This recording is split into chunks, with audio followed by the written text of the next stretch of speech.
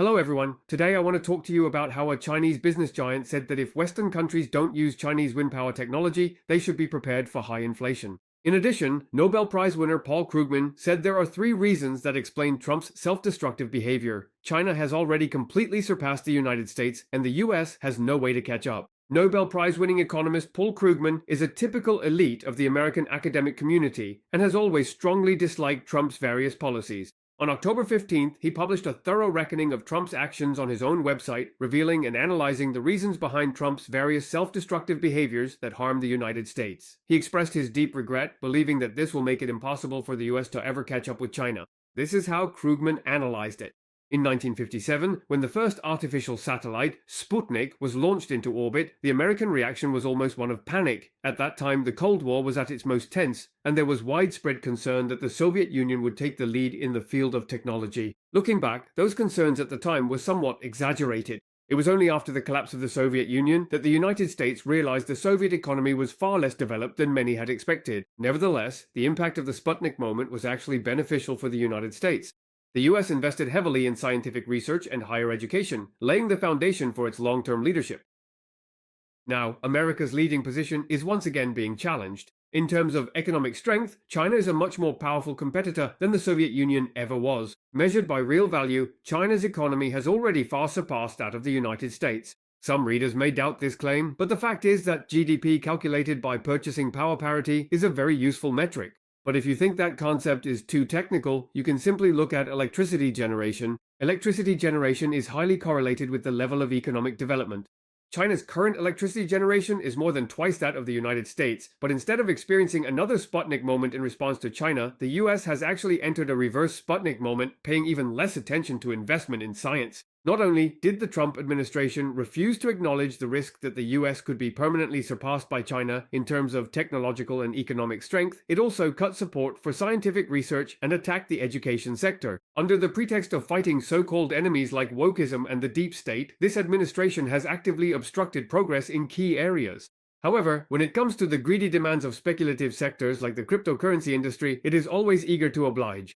Trump has waged war on key sectors, and the most striking example, one that will have the most profound impact over the next decade, is his deliberate suppression of renewable energy. Trump's Beautiful America Act repealed the tax incentives for renewable energy that were implemented by the Biden administration. At present, the Trump administration is attempting to halt a large offshore wind farm that is nearly complete and could provide electricity to hundreds of thousands of households, as well as canceling $7 billion in residential solar panel subsidies. In addition, a major solar project that could have supplied power to 2 million households is now on the verge of being killed off by the administration. The US government has also cancelled $8 billion in clean energy subsidies, most of which originally went to states governed by the Democratic Party. Reportedly, he plans to eliminate several tens of billions more in subsidies.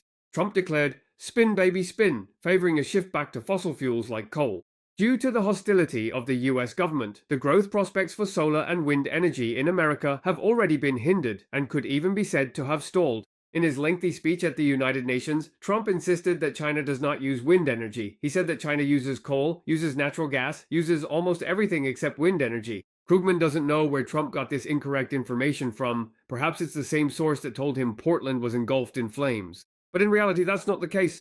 Trump's Secretary of Energy Wright said that solar energy is unreliable. He said that when the sun is blocked by clouds or when it sets, you can't get electricity. As the Secretary of Energy for the world's most technologically advanced country, Wright is apparently completely unaware of the energy revolution driven by rapid advances in battery storage technology and doesn't know that storage can address the fluctuations in solar and wind power generation. Krugman asks, where does Trump's extreme ignorance of and hostility toward progress come from? He summarized a few reasons.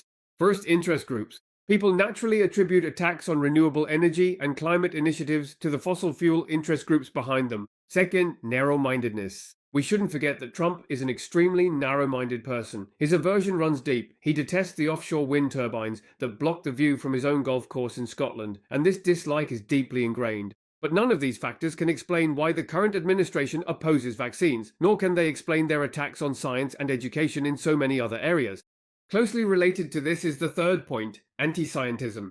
Secretary of War Haig's admiration for stupidity. Sorry, Haig himself called it the warrior spirit and regarded it as the key to enhancing military strength. This viewpoint ignores the realities of 21st century warfare, which anyone paying attention to the war in Ukraine can clearly see. On modern battlefields dominated by drones and precision artillery, the tough guy attitude that Haig admires is not only useless, but actually harmful. Setting aside special interest groups and Trump's narrow-mindedness, he believes there is a more instinctive emotion at play. A powerful faction within the United States has developed a deep hostility towards science and even expertise itself. Over the past decade or so, Republican support for higher education has dropped significantly, but the truth is, hostility towards science and expertise has always been part of American tradition. Everyone should remember the Scopes monkey trial involving high school teacher John Scopes. The purpose of this court case was to challenge Tennessee's law that banned the teaching of human evolution in public schools. It wasn't until 2007 that the U.S. Supreme Court issued a landmark ruling, prohibiting politicians from forcing public schools to teach creationism, the belief that humans were created by God. Faced with the current Supreme Court, who can guarantee that creationism won't make a comeback? Anti-scientific sentiment is extremely common among the religious right, which is a core part of the Make America Great Again movement. However, over the past few decades, the forces of populism and scientific exploration have still managed to overcome this anti-scientific mindset. Part of the reason is that people generally recognize that America's scientific strength is crucial to national security and prosperity. But now, the US government claims that it can ensure national security by imposing tariffs on things like cabinets and bathroom sinks, and by weakening the functions of the CDC and the EPA. Does this mean that the United States is losing to China in the race for global leadership? No, it's not that the US is losing. Krugman believes that the competition between the US and China is essentially already over. Even if Trump and his destructive team lose power in 2028, everything we see now suggests that Trump's America has already fallen too far behind China, and there's no way to catch up anymore. Krugman's article points out that Trump's biggest problem is his anti-science stance. Not only should this not be the belief of the United States, the world's most technologically advanced country, but objectively, it will also cause the US to lose to China completely. In addition, the Western world's opposition to using China's new energy sources, such as wind power, has also been widely questioned. According to a report by the International Energy Agency, last year China invested over $625 billion in clean energy, nearly double the amount from a decade ago to 2015. Chinese companies produce more than 80% of the world's wind turbines, solar panels, and energy storage batteries. With policy support, domestic competition, and technological breakthroughs working together, the cost of Chinese wind turbines has dropped significantly. This has truly injected an inclusive driving force into the global energy transition, making these stable and affordable green energy sources accessible options for countries in the global south, benefiting the people of those nations. However, many Western politicians in the US and the EU have politicized the energy issue, using so-called national security as an excuse to frequently target Chinese companies. They have baselessly hyped up the issue of China's overcapacity, often launching trade investigations against China, raising bidding thresholds, and setting up barriers for China's new energy sector. When faced with these baseless attacks, Wu Hai, vice president of Xinjiang Goldwind Science and Technology, hit the nail on the head. He said, "I always ask them in return, if you don't use Chinese technology, are you prepared to pay the price for a significant increase in energy costs?" Goldwind is one of China's largest wind turbine manufacturers and holds an important position in the industry. According to a Financial Times report on October 17th, Wu Haihua, vice president in charge of international business at Goldwind, said he fully understands the demands of foreign governments to deepen local supply chains and create jobs. But he also warned that if Western countries exclude Chinese companies from their wind power industries, they must be prepared for a significant increase in the cost of wind power. Wu Haihua said that China's cost advantage in wind turbine manufacturing is already very significant, being at least 40% cheaper than Western competitors. The rise in turbine costs will ultimately be passed on to consumers, resulting in higher electricity prices. In China, the cost of wind power in renewable energy has already fallen below that of coal-fired power. Wu Haihua said that compared to China, wind power projects in the West have longer development cycles and higher construction costs. He gave an example, saying that some Western engineering graduates expect salaries as high as $140,000, which is about 998,000 yuan per year. With the same budget, at least 3 engineers in the same position could be hired in China. He said that everyone wants to earn the highest salary while doing the least amount of work, but that's not realistic. Wu Haihua also called for the wind power industry to strengthen international cooperation. He believes that Chinese companies still have much to learn from Europe, such as the EU's maturity in wind power projects, financing models, technical standards, and so on. At the press conference held by the State Council Information Office on October 13th, Vice Minister of the General Administration of Customs Huang Kun stated that in the first 3 quarters of this year, wind power exports have accelerated, with exports of wind turbine components and parts increasing by 23.9%. Among them, exports of wind turbines to Belt and Road countries grew by 58%.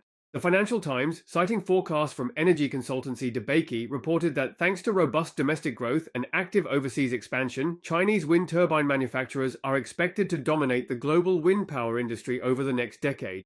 They predict that Chinese companies will account for about 27% of overseas installed capacity, mainly concentrated in emerging markets.